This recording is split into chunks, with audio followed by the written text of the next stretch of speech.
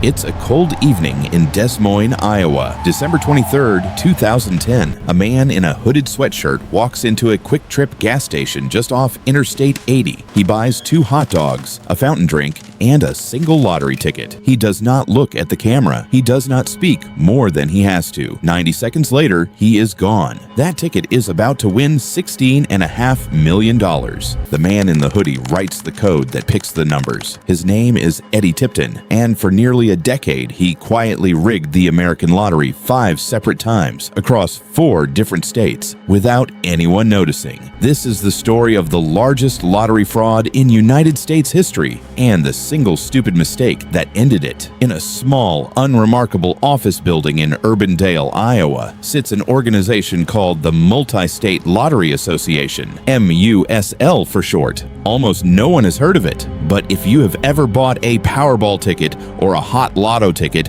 or a Mega Millions ticket in one of 33 American states, your numbers were drawn by a machine that MUSL controls. That machine is called a random number generator. It is a computer sitting in a locked room, disconnected from the internet, watched by cameras 24 hours a day. 2 employees must be present at all times to open the door. The room is treated the way a bank treats a vault, because in a very real sense, it is one. The random number generator produces the winning numbers. Nothing else touches them. If that machine can be trusted, the lottery can be trusted. Eddie Tipton is the man who wrote the software running on that machine. He joins MUSL in 2003 as an information security director. Colleagues describe him as quiet, competent, a little awkward. He is exactly the kind of person you would want protecting a system like this. He is also, as it turns out, exactly the kind of person you should never let near it alone. Sometime around 2005, Eddie makes a decision.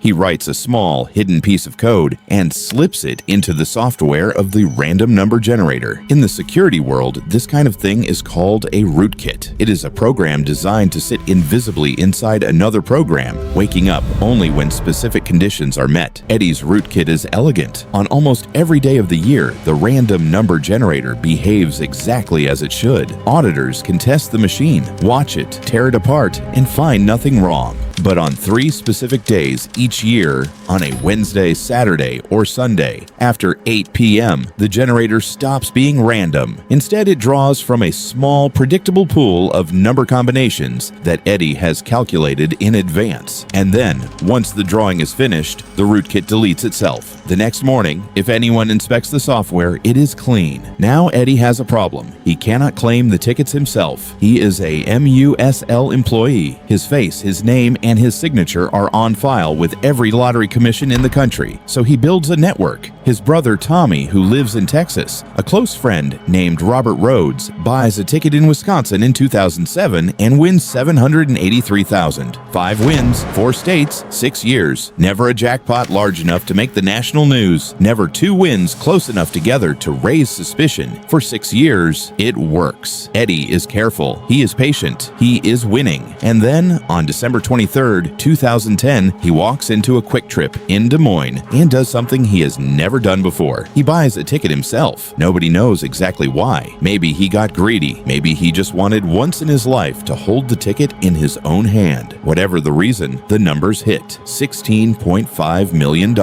And now Eddie has a ticket he cannot claim. He waits. He tries to sell it. He hires a lawyer in New York, who hires a lawyer in Canada, who tries to redeem the ticket through a shell trust based in Belize. The Iowa lottery gets suspicious immediately. A $16 million jackpot claimed by a mysterious offshore entity hours before the ticket expires is not how normal winners behave. They ask a simple question: who bought the ticket? The trust refuses to say. The Iowa lottery does something the fraud never accounted for. They release the surveillance footage to the public. 90 seconds of grainy video showing a man in a hoodie buying 2 hot dogs and a lottery ticket. Within days, MUSL employees see the clip on the local news. They recognize the walk. They recognize the voice. They recognize their coworker. Eddie Tipton is arrested in January 2015. Investigators tear the random number generator apart. At first, they find nothing. Eddie's rootkit has already deleted itself, but they still have older backup drives, and on one of them, buried deep inside the source code,